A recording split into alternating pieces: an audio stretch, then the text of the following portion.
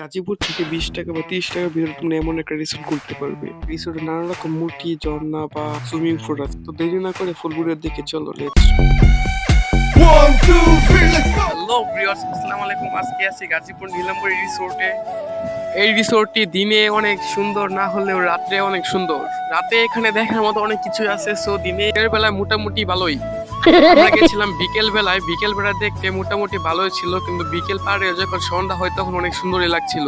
এদিকে একটা রিক্সা দেখে রিক্সায় উঠে পড়লাম। রিক্সাতে যদিও চলমান নয়, এখানে বৃষ্টি পড়ছিল, যদিও এটা বৃষ্টি নয় তাই বৃষ্টির মতনই। তারপর এদিকে দেখলাম রঙিন মাছটি যদিও সুন্দরই দেখা যাচ্ছে। রিসোর্টের লোকেশন হচ্ছে গাজীপুরে, আর গাজীপুর থেকে নীলাম্বরী রিসোর্ট এটা আউটে, আর আউটে যাইতে এটা আমার পাছা ব্যথা হয়ে গেছিল, কারণ বুঝতেই পারছো। তারপর দেখা মিললো টাইগারের সাথে। টাইগার দেখে ভয়ে চলে আসলাম দোলনায়। দোলনাতে বসে দেখলাম অ্যাঞ্জেল, সাথে চলে গেলাম অ্যাঞ্জেলের কাছে।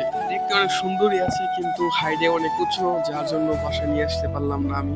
সন্ধ্যা পাড়িয়ে বিকেল হচ্ছে, আর এদিকে সৌন্দর্য আস্তে আস্তে ধীরে ধীরে বাড়তেছে। ঘোড়া দেখে উঠে পড়লাম ঘোড়ার উপরে, কিন্তু অনেক ভয় করতেছে। ঘোড়া পিছন দিকে পড়ে যাচ্ছে, ভয়ে পরে ঘোড়া থেকে দোলনা এসে বসে পড়লাম। পরে দেখি দোলনাকে ছিঁড়াই যায় নাকি।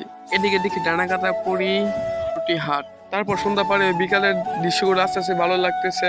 আমি মনে করি এই রিসোর্টে দিনে না এসে রাতে আসলে বেশি বেটার হয়। রাতে বলতে সন্ধ্যার দিকে আসলে একটু বেশি ভালো হয়। মূল কথা হচ্ছে দিনে এসে যেমন ভাবছিলাম, বলতে বিকেলে এসে যেমন ভাবছিলাম, রাতে বলতে সন্ধ্যার দিকে দেখি একটু বেশি সুন্দর। তো এই রিসোর্টে যাওয়ার রাস্তাগুলো অনেক খারাপ, যার ফলে পাছা ব্যথা হয়ে যায়। ঝাঁকি খাইতে খাইতে অনেক এদিকে সন্ধ্যা হয়ে গেছে, আর সন্ধ্যা ভিউটা এখানে অনেক দারুণ। নীলাম্বরী রিসোর্টে ঢোকার সময় এই গেটটা, ফার্স্টে যে গেটটা পরে মেন গেটটা অনেক সুন্দর ডেকোরেশন করা হয়েছে। আর কে কে তোমরা যেতে চাও সেটা আমাদেরকে কমেন্ট করে জানাও।